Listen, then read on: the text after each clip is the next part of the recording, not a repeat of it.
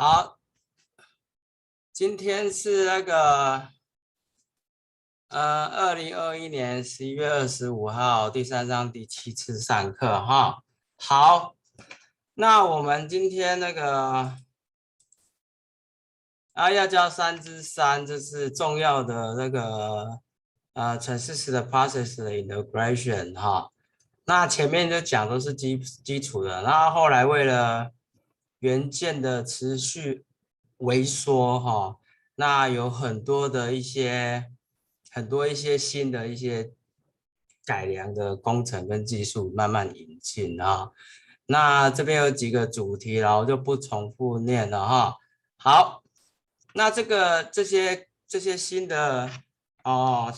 后来发展这些技术在 FinFET 是有继续在用的哈，有继续在用的啊。比如说这边有延续性的，就是说这个10几年前发明到现在一直都在用，未来还要再用啊，未来还在用啊，用到摩尔定律结束那一天，电力继续还要生产，还要再用啊，可能还要再用50年吧。好。好，我们先讲那个井制层哦，就是我们之前没有井制层，我们之前教是讲大概是均匀掺杂哈，可是元件越做越小，均匀掺杂的话会有一些问题。那哪些问题呢？第一个哈，我们现在做的改善哈，也是解决的问题。第一个哈，我们要做这边我讲义有稍微是更新一点，比较清楚，你们自己就抄上去哈。自己就抄上去。录影的好处就是你自己慢慢抄嘛哈，那是慢慢抄那听不懂就是再听一次。那就现在要做一个不是一个我们那个之前教的哈，就是说之前教是这个均匀掺杂均匀掺杂事实上均匀掺杂是理想的啦。那事实上我们现在要做的是不均匀的掺杂，类似像2个三峰的这样掺杂2个三峰的井制层的这个掺杂的 profile 这掺杂 profile， 那这个掺杂 profile 可以用2次离子质谱仪去把它分析出来了2次离子质谱仪我觉得用的很少了，如果你要知道这个以后你要做这些掺杂，你要怎么决定它这个井制层的这个浓度的分布就是要送2次离子质谱仪的。2次离子质谱仪这个设备也很少，那通常公司的话都会送一些专门材料分析的公司比如说泛卷宏康以特等等的他们就可以帮你做一次这些2次，像台积电甚至联电都没有2次离子质谱仪啦，他们就是送给这些外面的检测公司啦所以我没有特别教2次离子质谱仪的原因是这样，因为但是你要知道要这样用了那细节我就不讲了你要知道是以后碰到的话就解报机会也很少啦，因为一开始这个晶圆就一个晶片第一步就要把这井制层做好，一旦做好就固定不会动了其实不太就会一旦固定就不会再动新的这个井制层了所以你要开发新一代的产品新一代的产品才会动这井制层井制层。好，那首先我们要做第一个从这边看我们要做一个比较深的第一个最底部的那个三峰这个是避免那个 NPN 那我们知道 N 费嘛N 费是 NPN 嘛NPN 如果那个 P 型浓度太低的话，我们以前如果你有学过电子学 BJT 的话base 如果浓度太低的话NPN 是会很容易 turn on 的。那 turn on 代表它这个基板下面会有一个漏电流，那漏电流很大的话，就消耗功率就很大嘛消耗功率就很大，那这个会使得电晶体会失效会失效，所以我们就不要把这个 NPN 的那个基板的 NPN 那个 P 弄太大，我们就把它打浓一点，所以这个寄生的 BJT 就不易 turn on， 不易 turn on，turn on 就完蛋了，所以你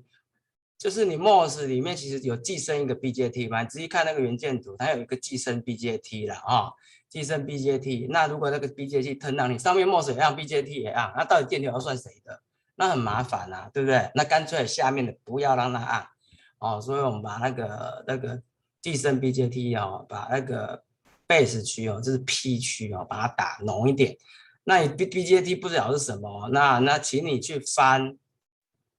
那个电子学的书。如果你电子学也没修过，拜托你去问同学。有修过电子学的同学，对这个来讲，对他们来说非常非常简单的啊。他们稍微跟你讲解一下啊，你们就会知道，不要自己一个人在家那个修行苦练啊，自修不来的啦，没那么厉害啦你没有那么厉害的啦，那东西有时候要人家教，不见得老师教，同学教也可以啦。好，再来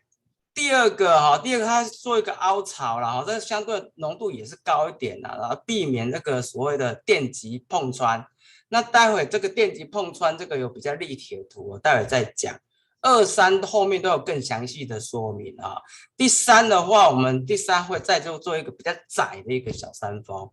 浓度的小三峰。那这个是主要要调整临界电压临界电压。那我们这边是指那个 N MOSFET 嘛，那 P MOSFET 有一模一样的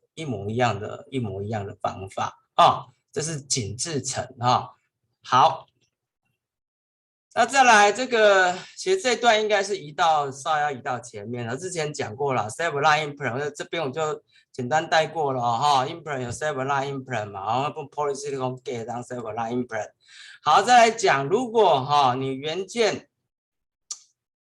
如果你还是照传统做法的话，你继续微缩的话你那边会有一个大电场嘛，对不对？那是要热电子效应，也就是说这个电子的动能远远大于它的室温之下的热能。那这样子的话，很容易就是说这个电子经过这个在收卷界面处的碰撞然后 gate 加正电压嘛，比如正5伏，它有一个大电场吸上去，它这会把杂基氧化层把它击穿然后这边就是元件崩溃 ，MOSFET 元件崩溃都是在这里啦那元件如果突然崩溃掉，你突然量到一个10mA的电流一条直线，就是这边胖水，不能讲胖水，是 breakdown 就是崩溃 breakdown 翻成那个就是翻成崩溃了崩溃书有没有你常打球打一打或者是玩游戏就崩溃输就这样子人家那个坦克步兵还刚开过来就崩溃了，就是这个意思了好，那会造成这个元件可靠的问题。那我们要怎么解决它呢？我们之前就考试也有考了，就是做 LDD 的制程，就做这个小耳朵然后打 LDD 就是说把这个电场峰值下降，把电场这个峰值下降。那积分面积还是一样，把这电场峰值下降。电场峰值下降，因为它这个越过这个应该讲穿隧了这个穿隧是指数性的啦，指数式的增长。那你电场下降个50%，那几乎就可以完全避免这个效应了因为是指数式的关系指数式穿透到上面是指数式的函数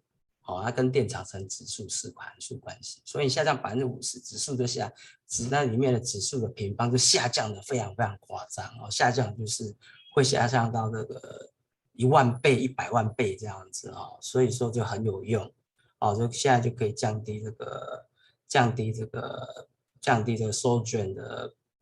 崩溃杂基氧化层的崩溃，我在强调不是电晶体通道的崩溃，是杂基氧化层的崩溃，自己写好 ，OK。那现在啦那 LDD 后来也是有碰到一些小小的瓶颈也不是致命伤。就我们说 LDD 的浓度大概是1%到1/10然后如果继续萎缩的话，这 LDD 这个电阻蛮大，反而会吃掉很多电压，电流就会下降。那我们怎么改善呢？就是说我们让它稍微我们就用自然延伸的方法自然延伸的方法但是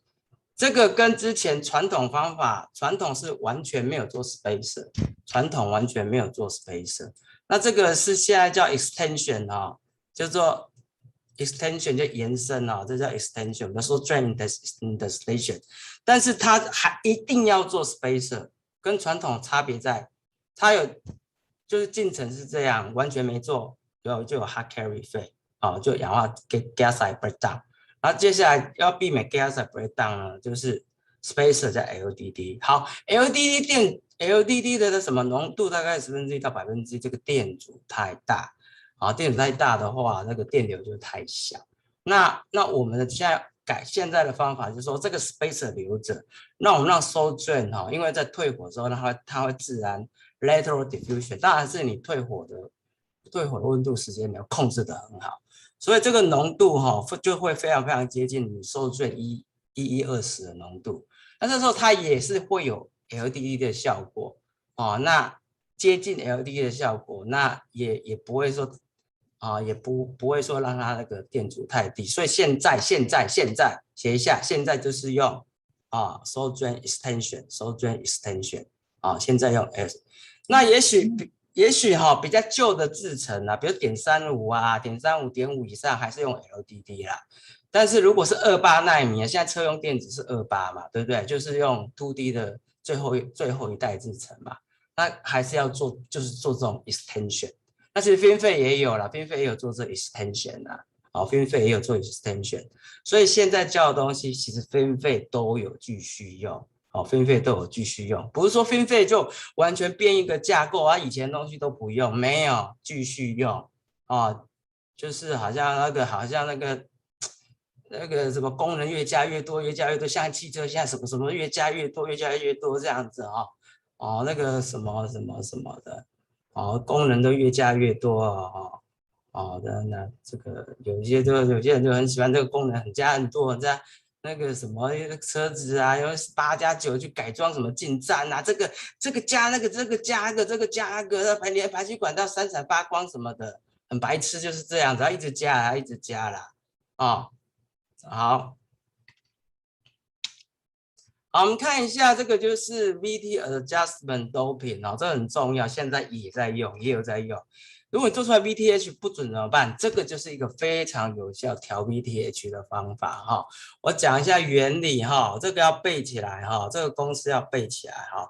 VTN VTN 就是 V flat band 加2倍的phi-b 再加上后面那个 V oxide 的公式。那你要怎么样让 VTN 变大？那把 NA 你在表面再打浓一点就好，表面打 NA 浓一点，这边加个表面，好不好？表面 surface 表面就是53页的第3个区域，58页的第3个区域，58页第3区，你把它打浓一点，那你就可以把 VTH 调大一点。那你要调小怎么办？这边修正一下之前打的不太好，那就改反打 ND， 反打 ND，NA 就下降了，对不对？叫补偿式半导体那你不晓得这个原理没关系，你就背起来我要让它变大，我就打跟它 NA 一样的doping一样的 dopant。那如果我要把比如说我 VT 我要固定到 0.3， 结果做出来是 0.2， 我就打 NA。如果做出来是 0.4， 我就打 ND， 这样知道吗？同理P 型的话一样我们就记绝对值如果是你要打那个我们 VD， 比如说你要负的更大，比如说你做出来是负 0.2， 但是我目标是负 0.3， 那你就再把打 ND， 反之你做出来是 0.4我要变成 0.3， 就打 NA， 要打 NA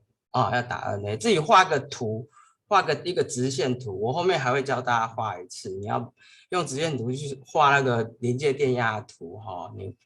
会比较好，容易帮助你思考这边很重要重要我都有打星星，重要都有打星星这叫临界电压布置调整，这个很重要，非常重要非常重要，现在都还有在用，非常重要，我讲3遍了这个用的比较少了，这个打叉叉了哈，因为跟后面这个跟后面的技术整合在一起了啦哈，整合在一起哦，把它打叉叉啊，这边打叉叉啊，这边打叉叉啊，这边打叉叉啊，这边打叉叉，这不教了哈。那现在还有一个叫 Hello Imprint，Hello 是光晕啦哈，或叫口袋布置啊哈。哦，口袋布置比较贴切一点啦。Hello 是光晕，大家就很难想象我们什么挖沟这样子。口袋布置，大家看一下它这个 P，我们额外打一个 P，有没有看见？extension 之外，我们还打一个 P，有没有？这个叫做口袋布置，这个 P 就叫 Hello 或者 Pocket Imprint，口袋布置，口袋布置啊，口袋怪兽啊，口袋布置。那为什么要做一个口袋布置呢？我们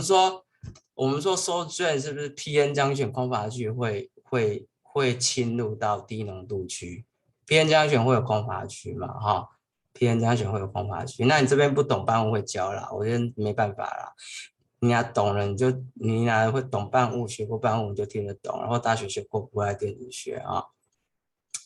那你那个你打一个 P，你就让它空乏区往斜45度延伸，你不要往channel，不要往 channel 这边中心延伸。channel 中心延伸，收空乏区两边的空乏区碰在一起，碰在一起就完蛋了啊！这个代表这个电晶体就直接就导通了，你 get 没有作用了，你 get 失去闸极的作用了哦，get 失去开关作用就死掉了，失效了，失效了。所以我们要让空乏区往下延伸，那我 gate 还是可以控制中间的通道 ，OK， 好、所以这叫口袋布置哦，这也蛮厉害的、哦。你看好变态啊、哦，这半导体想出这个怪怪技术啊、哦，口袋布置啊、哦，口袋布置，也就是说让它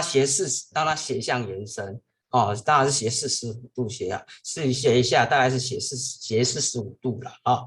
哦，因为空乏区往低浓度延伸嘛，哈、所以它会往 P 区延伸。我们不要让它往通道中心延伸，我要让它往下延伸。那这样子就可以让那个继续萎缩下去的话，我那个收卷不会碰穿啊、不会碰15这样子啊、这叫口袋布置 （pocket imprint） 或者叫 halo imprint。halo 是光晕啦，啊，就是太阳光外面还有一圈这样子啊。是因为这个是立体的话，这个是切面，如果是立体上视图的话，它是一圈的啦，所以为什么叫 halo 的意思啦？哦，halo 是指上视图看起来是一圈，然后截面图是 pocket，好不好？哦，要记一下，有点立体感哦，有点立体感哦，哈。好，好，接下来讲这个超级退后景哈。那后来发现这个其实哦，后来做成这样最方便，就是把那个 anti punch through 啊，跟那个退后景制层啊，全部合在一起，我们叫做超级退后景制层。这个超重要，现在其实都这样做，因为这样做最方便。好，突然发现这样做最方便啊。第一个。为什么说超级？你看啊、哦，我们原本讲说 uniform doping，然后不够还要做2个三峰，那后来发现直接做一个大三峰，稍微深一点的，这样就好了。哦，这好处是什么？表面的掺杂比较淡，它的 mobility 就会提高，背起来哦。哦哦，那后面呢？后面那个后面这个哈、哦。后面打一个比较浓的深度在后面哦，它同时可以有 halo 的效果哦，也有 anti punch 的效果哦。halo 其实就是要减少 anti punch 嘛哈、哦，然后也有什么减少那个寄生 BJT 的寄生 BJT 哈、哦，我再写一下哈、哦，还有那个 turn off。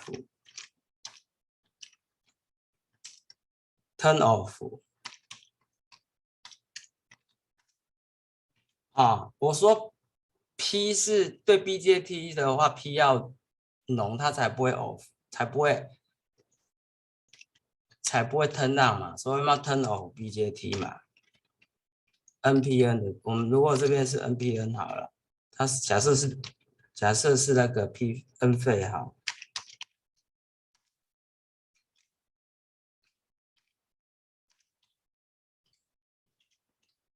应该这样讲的啊，应该是 avoid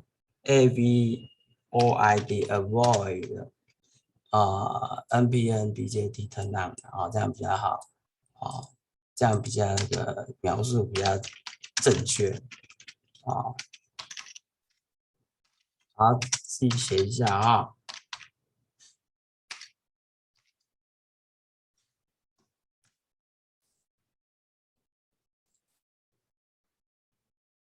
所以现在啊，在主流都是打所谓的什么超级退后紧致层 （super steep retrograde wear），很饶舌哈，SSR 啊，背起来哦，SSR 哦，我们现在都简称 SSR。你这如果你是做半导体这一行的话，你讲 SSR 大家都听得懂了哈。你那毕业以后进半导体公司来讲 SSR，你还听不懂，你就漏掉了哦。SSR 就是超级对后紧致层，它有什么好处？第一个，表面浓度很低，所以它抹壁可以，它不会把抹壁变小哦，不会降低那个抹壁体哦。如果你表面打太浓，会降低抹壁体。好，再来，它减少所谓短通道效应，就是一些漏电流效应嘛。哦，就是它同时具有什么 anti-pass through 的 halo implant and avoid NBN BJE turn on 的 effect。OK，所以现在打超级退后紧致层，目前就是打这种超级退后紧致层。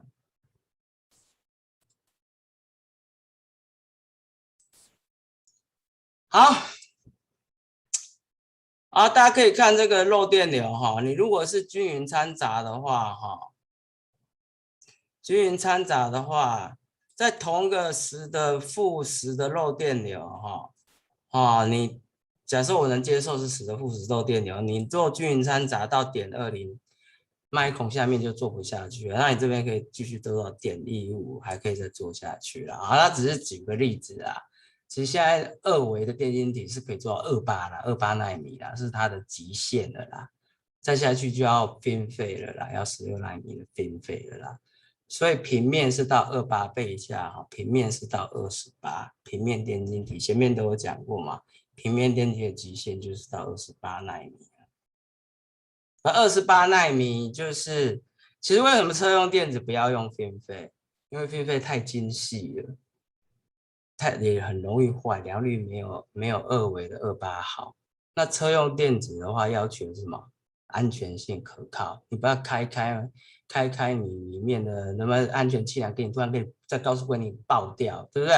哦，所以安全性或者说 ABS 没做动，突然那个里面的那个电路的电晶体要用 FinFET 做，结果坏掉，或特斯拉自家车用 FinFET，结果某一区的坏掉，结果这边撞大卡车，对不对？这很危险啊！所以车用电子不会追求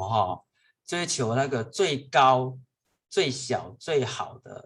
的电晶体，因为车子的体积很大嘛，我元件大一点，电路大一点，主机板大一点是有什么关系？反而是那种手机，反而手机跟那种手机要追求那个轻薄短小嘛，所以要用最小的，也就最高效能记忆体。那伺服器、电竞电脑啊、元宇宙，现在 K 小元宇宙那些高速运算的东西，就是要用最好最快的电晶体。可是它不要求安全，不要求什么绝对性的良率啊，对不对？不要求像汽车要求到 ppm 呢就是 ppm 是什么不知道忘记了啦，ppb 啦，11%啦，不能有11%，它只能容错11%啦。那个一般消费性电子是百万分之一啦，ppm 啦，汽车要 ppb 哦，太空的也是 ppb 哦，航太 ppb 哦，你可以查一下啦，反正这个也许我讲的比例也许不对，反正你们自己查一下。越关乎人命安全的它要求良率是安全性是首要考量，效能不是。那3C 啊，或是高速运算啊，伺服器啊，我们就要求高性能的表现。啊，坏掉就坏掉啊，伺服器电竞是有多少钱呐、一台电竞电脑才5万块打发掉而已，那汽车开什么玩笑啊？汽车手动辄100-200万啊，闹出人命可是上千万的，对不对？哦，所以要大家了解啊，哦，这个要了解为什么汽车电子不想用 FinFET 28就好了，哦，二八就好了。所以台积电又开一条28奈米的线，为了汽车晶片，为了汽车晶片，OK。所以他去日本投资啊，也是帮忙去美国、日本投资，其实也会去做，也会做28奈米的汽车晶片这样子啊因为美国跟德国也要叫台积电去设厂啊，台积电大概是去设28奈米就好了，因为他们是缺汽车晶片，好的也不给他们啊，给他们干嘛？他们又不会，对不对？你看我们做半导体多嚣张啊！德国人大家都以前德国、日本、美国好棒棒，好棒棒，对不对？大家都是崇尚那个名牌的欧美日的都很棒棒，很棒棒。就现在跪下来求我们台积电去那边帮他们忙，要不然汽车要倒掉呢，没有汽车晶片呢，没有汽车晶片倒掉呢，大家也要回去开那个50年的以前的计程车呢，知道吗？哦，他们都跪下来求台积电呢，那这是小英的王牌了，我们那个小英的王牌就是台积电，还有那个芒果干啊。好，这超级特点你自己看一看，我刚刚都讲完了哈。好，接下来讲这个 High K，现在那个掺杂部分讲完了，那现在讲那个刚刚是讲这些的掺杂嘛这些紧致层啊，紧致层，那现在往上走，往上走的话会碰到什么？碰到氧化层越来越薄，会有穿隧效应，漏电很严重，对不对？那还有你如果 gate 继续萎缩下去，gate polygate 也会出问题二氧化系跟 polysilicon 继续做 GaAside 跟 gate poly 的话会出问题。好，我们看会出什么问题会出什么问题？如果你继续萎缩aside is too thin 都会太薄会导致可靠问题自己写一下这穿隧效应，turnover effect 垂直方向也有 turnover effect 啦。我们考试是考水平方向嘛，source 到 drain 的 turnover effect，所以有题好像算术出错没有关系，我都从宽处理好，那垂直方向也有 turnover effect 对不对？那也避不了我这边强调一点这个物理定律你是没有办法打破的。你说你要克服穿隧效率去下来穿隧定律已经证明100年了，你要说我要克服它，你说我要打破这个定律，那定律你能打破？开什么玩笑？你能打破你就得诺贝尔奖，好不好？好不好？根本不可能啦。那我们人等效什么？用工程方法减少这个效应那我们就把这个杂体氧化层实际的物理厚度做厚，然后我们就用 High K 的材料，High K 材料，所以我们改用在点1以下就不能用 SiO2 了现在28奈点1以下90奈米就用 High K 了High K 的话。K 在这个图物就有教了 ，K 就是介电系数啦介电系数越高的话，它的这个产生的诱导电荷越大诱导电荷就越大就用 High K High K 忘了去翻翻谱物好不好？去翻翻谱物课本，我后面还会讲，如果你还是以前基础不好的那或者说没有买谱物课本的。我知道你们现在学生很多都不买课本你宁愿把4年加研所6年的钱买原文书的钱来去买一只 iPhone， 这是傻逼之傻逼人中之傻逼之王，真的。你买一只 iPhone 能干嘛？结果你原文书不买，然后英文也烂，专业也烂，然后以后找不到好工作，纵使找到升迁不上去，不上不下的。然后出国了，然后要派你去外派到美国，你也不敢，人家把你名单抹除，为什么？你不看原文书，英文太差，为什么？研究所、大学的时候，把钱拿去买 iPhone、买 iPad，真是人中之傻逼之王啊！如果你家有钱的话，当然员工书一起买，再买 iPhone、iPad 没有问题。你家的预算就给你生活费就给你那么多，你不去买原文书，那你去买 iPhone、iPad，简直是人中之王啊，之王八蛋，知道吗？我现在讲话有点难听啊，可是我真的看到你们这样子啊，我真是没力，哎，没力，无力感，无力感无力感像我们以前大学的书都买，然后现在都留着，然后偶尔都会拿来翻。你们没有书上网查，上网查都准吗？上网查一大堆乱七八糟的资料，会比那个经典版的圣经版教科书正确吗？想到这边狗吠火车，汪汪汪汪汪，你自己想看看好，那你继续用 polysilicon 也有问题啦polysilicon 毕竟它不是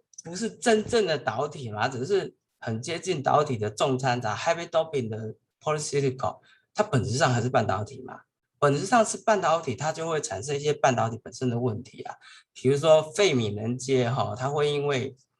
界面电荷它这个费米能阶会被固定住，你不能调整不能调整，你就不能调到你适当的临界电压。好，那所以你那个临界电压会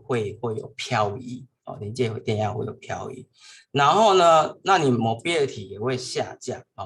mobility，因为它会产生一些空乏区的层，这个细节很深，我就不再深入了因为现在也没有人在用了啦。你在讨论这边过去深入的问题也没有意义啦，现在没有在用都用 high K metal gate 啦所以它问题就是说临界电压会漂移，还有它会降低 mobility， 还有它会使得那个杂极氧化层的电容会变小，因为它本身 polysilicon 也会有电容，电容是越串越小polysilicon 也有继续缩小的话，它集成电容也会出来，电容再跟 gas 电容串起来会越串越小。那我们知道电流正比于吸压塞嘛，如果吸压塞变小，你电流就变小了，对不对？所以你用二氧化系会有造成很严重的特诺伊费，漏电流很大。你用 polysilicon 会造成临界变压漂移那个 mobility 的下降，还有你那个等效的吸压塞的下降，电流也会下降。所以呢，我们最后面呢除了我们要把杂极氧化层换成高介电材料之外，我们也要把 polysilicon 换成金属材料。这边还有一些材料学的特性因为 high K 材料都是金属氧化物，金属氧化物反而是跟金属它的界面特性比较好，物以类聚嘛那金属氧化物high K， 比如哈布尼阿塞，它跟 polysilicon 界面反而不好因为它们两个不是相同类型的材料我再讲一次，high K 材料是金属氧化物，然后呢 polysilicon 是半导体，所以反而是你用 high K 的这个金属氧化物材料，你要配metal gate， 反而它的界面特性还比较好。所以说我们必然随着元件萎缩之下，我们要把 poly gate 跟 SiO2 dioxide 把它改成 metal gate 跟 high K 我们现在讲成就是 high K metal gate 啦，现在都是做这样的啦很少再回头做了啦。28奈米也是用 high K metal gate，90奈米以下就 high K metal gate 了啦只要做 high K metal gate 了好，那我们今天第一节课就上到这边那我下一节课再仔细说明 high K metal gate 的一些细节，那还很多啦，还很多 high K metal gate 还有很多细节好。